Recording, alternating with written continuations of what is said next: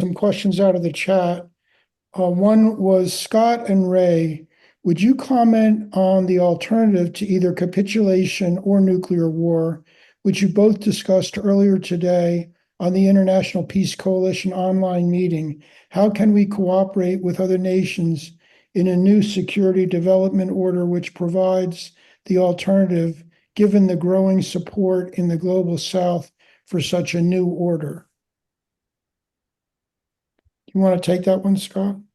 Sure. I mean, first of all, it's a very difficult proposition because we have to view it, as John F. Kennedy said, from both points of view.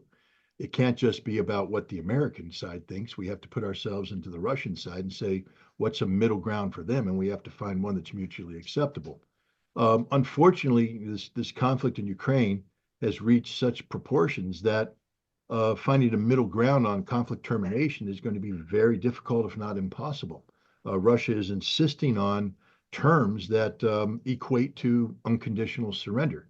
And the United States is insisting on terms that directly contradict the war aims that Russia put in, namely that Ukraine will be neutral in perpetuity and never join NATO, that there will be demilitarization and things of that nature.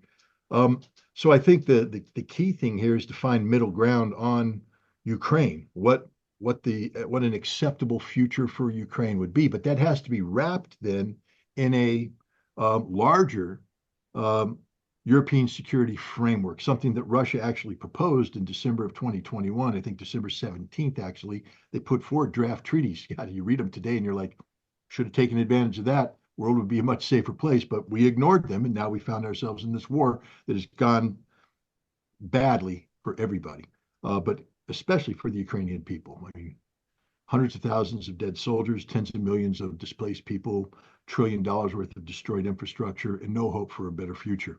If they just accepted, neutrality and a European security framework, things would be so much better. But they avoid. But we have to breathe life back into the notion that Europe, NATO, and Russia can peacefully coexist in a framework where the national interests of both parties are respected and adhered to in an agreement. We need that in order to make compromise on Ukraine possible. Compromise on Ukraine is not going to happen in a vacuum. It's a zero-sum game if that's the case. There will be a winner and there will be a loser. But if we're looking for a compromise, then there has to be a framework of stability upon which that compromise can rest. And nobody's having that conversation right now. So there's a lot of diplomacy that has to take place. Yeah. I would simply add to that the American president and the Russian president have not spoken in 2.5 years. Lavrov, the foreign minister in Russia, and Tony Blinken have not spoken for about 2 years. But there is some ray of hope here. And this is not gilding the lily. There is a line of communication, such as John Kennedy mentioned, had been established in the wake of the Cuban Missile Crisis. There's a line of communication between our defense secretary, Austin, and Belousov, his counterpart in Moscow, okay? They have made that work in certain instances of the past. Now, there is good evidence that Blinken and Sullivan did not tell Austin what was going to happen with these longer range strikes at the Russia. Can you imagine that? Didn't even tell him, okay? Why do I say that? Well, the Defense Department spokeswoman would not answer the question. They said, well, were you told ahead of time? Well, we can't really, we're just, blah, blah, blah, blah, twice, okay? She wouldn't answer the question. So why is it that Blinken and Sullivan are going around Austin? Well, maybe they were afraid he was getting in touch with Belousov and said, my gosh, these crazy guys are on the leash. Biden is off the base here. They're running things, so be careful. Anyhow, there is this link, and I have some hope that it can be used because our military, despite Admiral Buchanan, or whatever the hell his name was, the guy in Stratford, or whatever, SAC derivative, the one in Omaha, despite his rhetoric over the last couple of days, I think there are sound minds in the Joint Chiefs of Staff And I think that Austin has begun to listen to them, witness the fact that 2 months ago, Austin was able to reverse Biden's decision, precisely the same decision, whether or not to authorize these longer range strikes into Russia. Then he said no. On September 13th, it was Friday the 13th, bad news for the neocons, okay? He said no. Why he said yes now? Well, that's anybody's guess, but he has said yes, and it looks like he didn't even bother to get the concurrence of the Defense Department. So things are really messy in Washington, but there may be some hope in the fact that there are contacts between our two defense departments.